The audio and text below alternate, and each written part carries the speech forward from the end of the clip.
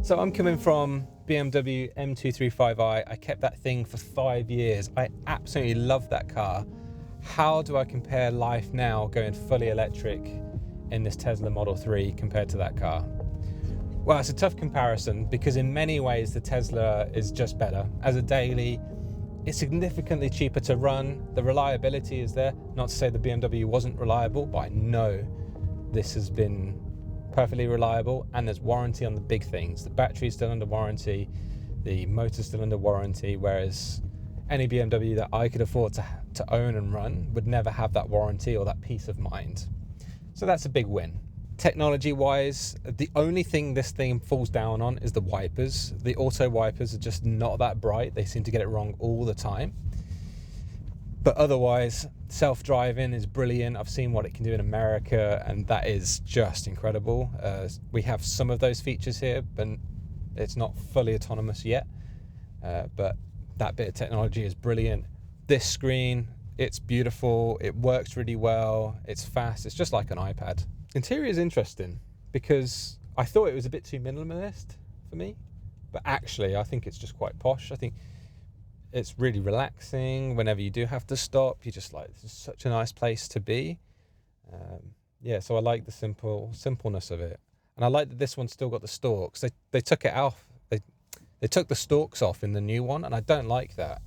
The screen thing, it's slower. I think one of the newer variants of the Model Y has brought back at least one of the stalks, but I'd have to check. But yeah, the stalks, that's a good thing, especially in Cornwall. You're having to do lots of like little 3-point turns to get out of the way of people on these narrow roads. One thing I don't like about the interior is the seats. The seats aren't very good. They did improve it a little bit in the newer one, but not good enough. I think the main problem these have is the seat base. It doesn't fit underneath your knees. There's no underneath support, so actually you kind of feel a bit tired all the time, and you never quite sat in it properly. The back here and the bolstering's fine, and the other issue is the headrest. I think the headrest is tilted too far forward. I think there needs to be the option to be able to adjust that backwards and forwards a little bit. This is my favourite bit of road. It's just super beautiful when you look out the window here. Performance, they really go. Like, they really go, and they handle well. They really do. And actually the brakes are pretty strong because you have a combination of the regen braking plus the pads. Yeah, the braking is strong, but it loses the drama. You know, the BMW, especially with that aftermarket exhaust, oh man, did it sound good. And then changing through the gears, you was a bit more involved. It's like you was actually doing something to get the performance out of the car.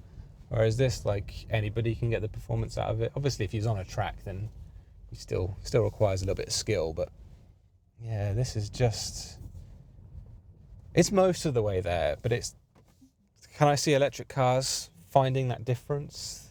You know, that smile factor. I don't see how they can't put gears in it.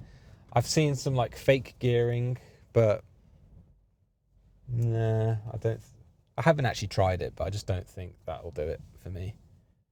I'm parking this sideways to get a nice little shot.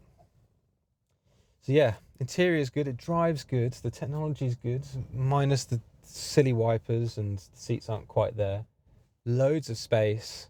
Long journeys. Long journeys is an interesting one. Petrol and diesel is just better. With Tesla, you stop from anywhere between 10 to 15 minutes, and you can carry on for another hour and 45, and then you got to stop for another 10 to 15 minutes. So if Cornwall to London, it's an acceptable compromise, but Cornwall to Europe, yeah, I had a friend do it the other day. He went skiing, and it's okay, I guess. But I think if you're someone that can have a petrol car for fun on the weekends, you're definitely going to want to take that away.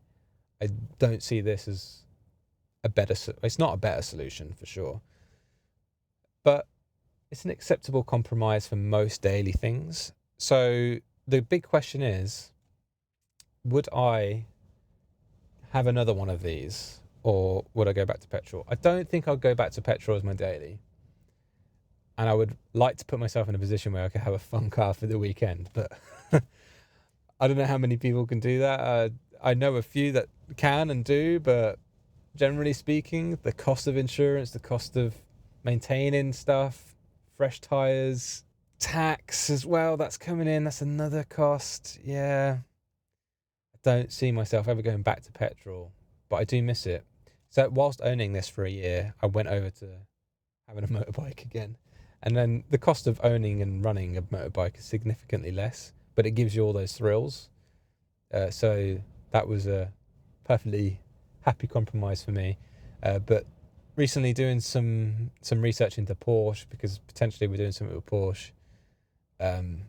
Listening to those cars on videos, I really want a Porsche now. But yeah, would I drop this and go into one as an everyday car? I just wouldn't. These are really good. Like as a early start into electric cars, like properly for the masses, this is a very good proper attempt at it. Now I've come here to get some great shots of the car, but the weather is so bad. Oh yeah. Oh, that's Cornish weather. It's just desperate to try and make something good for you guys to watch, but the weather is so bad. Oh, I'm soaked. So you've got some very shaky video to start with. I've actually got some clips of B driving down this particular road, and I'm actually filming from another vehicle, so those should look pretty good. Yeah, so yeah, we've tried our best to make a decent video today. We'll see. But if we had gears and sounds, yeah, it's missing it. Oh, it's beautiful down here though. Like, I love those views. So good. So my opinion, the Tesla is a fantastic car. I'm not sure if I understand why so many people don't like it. I think there's a few things getting in the way. If you don't have a driveway, that's a big problem. Not being able to charge at 7.5 kilowatts at 7p or whatever at night. If you don't have that, then I would just stick with petrol. Like, if I had to charge at like 40p a kilowatt, I would just, like, why would you do it? And with the fact that they're not going to be tax-free anymore, there's no advantage then.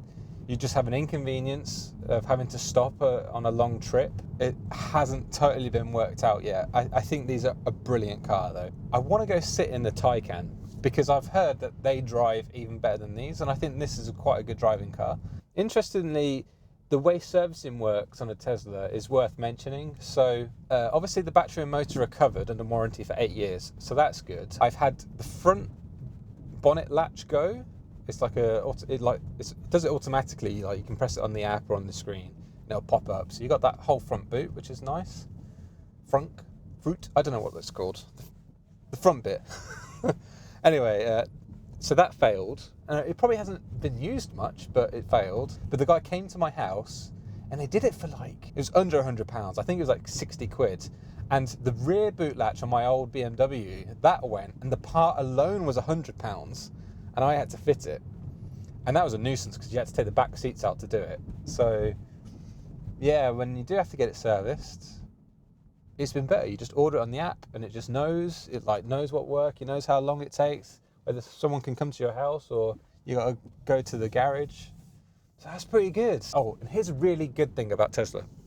So we get to the service station. It's the second thing I've had to have done to the car in a year.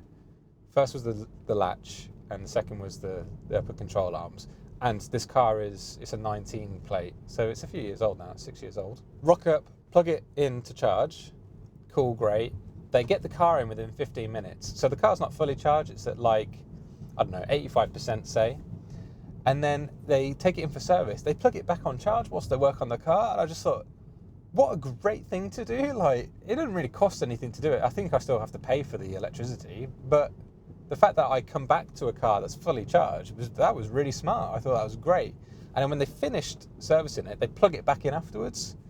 Now, by the time they'd finished the service, the car was full, so they didn't have to. But I watched them do it to other people's cars, and they bring it out and they put it on charge. I just thought, what great service. And they were great in there. I was planning to just get a Uber into town and do some shopping or mooching around or whatever.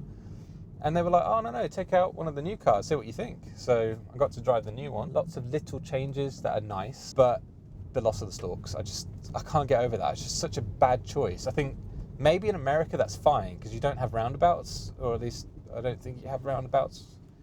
Well, not many roundabouts, whereas here we have so many in it. Like, you have to indicate right and then indicate left, but the wheel's the other way around. Like, why would you do that? So, and we have to do like little maneuvers all the time to get out of the way of traffic because our roads are too small. And if I had to stop and then find it on the screen every time to move it, just do this, much better. There we go. I really enjoy the performance of the car. I've missed the drama, you know? It doesn't inspire me to go fast, but when you do get to go fast, like here, it really goes and it wiggles about a bit, and then on the brakes. The brakes are good. The car's a little bit heavy, so it takes a while, but you got the regen and the pads, so yeah, anchors up. It's good. I do enjoy driving it, but I'd enjoy a Porsche more. I'm just saying. BMW M2, something like that. I don't really mention Audis. I think if I drove an R8, I'd be like, oh yeah, Audis are great. I think the RS, yeah, it's a bit too clinical, you know, the four-wheel drive. I think I grew up around BMW, rear-wheel drive, very, very exciting to drive. Yeah, I think four-wheel drive. I drove a Golf R and the M2 at the time, trying to decide which one I liked more. The Golf R is, you know, it's a very capable car, but man, did I enjoy the BMW. It's just far more exciting in the corners, and just that hint of danger at any time when you slide it round a bend, you know. I did burn through tyres every 6 months though, so it was quite an expensive endeavour, but smiles per mile, gotta say. This ain't got a lip on on petrol. Anyway, guys, thanks for watching. There's a few opinions on the Tesla.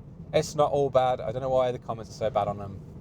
They are a good car. I do miss petrol. I did want a bit of petrol back in my life, so I've got it in a motorbike. But it'd be interesting to drive something like a Porsche or the new M2. I think I'm interested in doing that. So you never know. Let's see what happens.